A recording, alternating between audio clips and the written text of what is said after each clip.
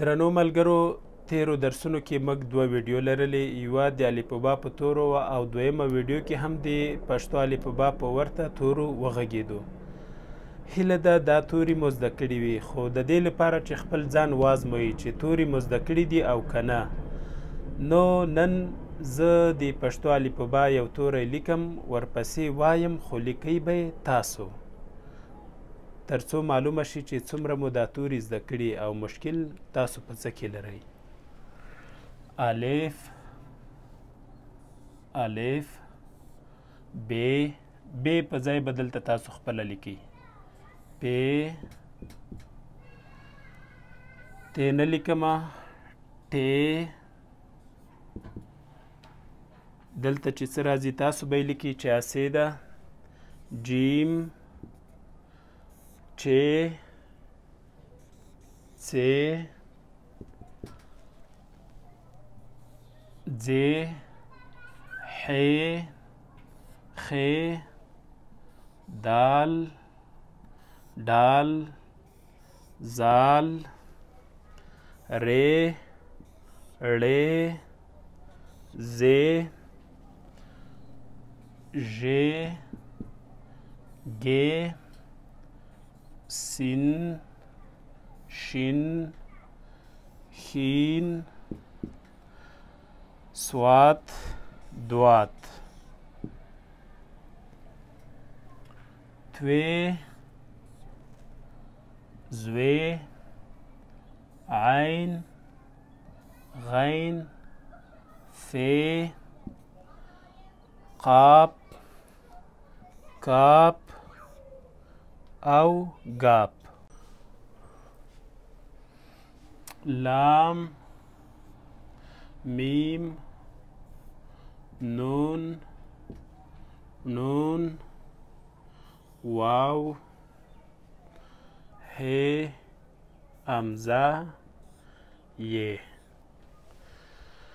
دا ټول پښتو توري سو.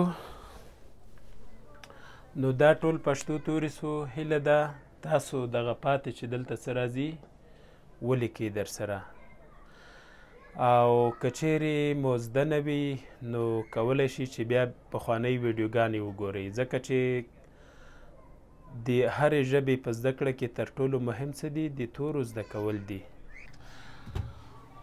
دا ځل زه درته پښتو توري په تخته لیکم، خو تاسو یې له ځان سره ولیکئ. یوازې زما غږ ته غوږ شئ او نور خپل قلم او کتابچې سره سر و کار ولرئ، تختې ته به نه ګورئ. الف، ب، پ، ت، ټ، س، جیم، چ،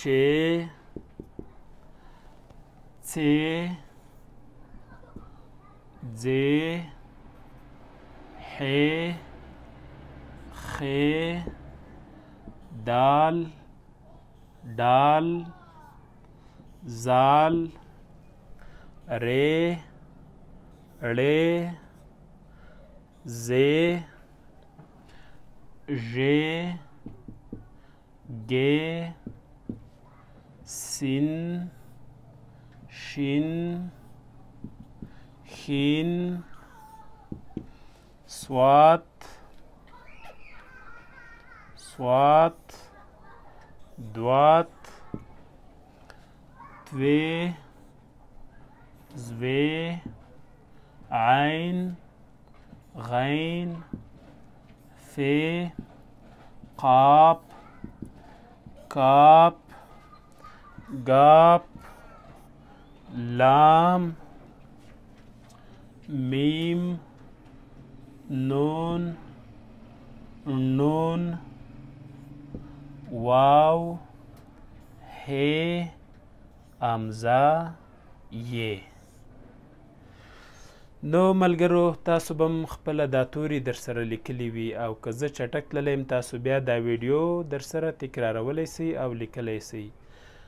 چې ومو لیکل نو بیا دغه توري او هغه خپل په کتابچه کې لیکلي توري سره پرتله کړئ چې سم مو لیکلي او که ناسم. او د دې تورو د تمرین لپاره زه له تاسو سره یو ورډ فایل د همدې ویډیو لاندې لومړۍ تبصره کې شریکوم. هغه به هم له تاسو سره مرسته وکړي چې پښتو توري تمرین کړئ او سم یې په یاد لیکل زده کړئ. ډیره مننه.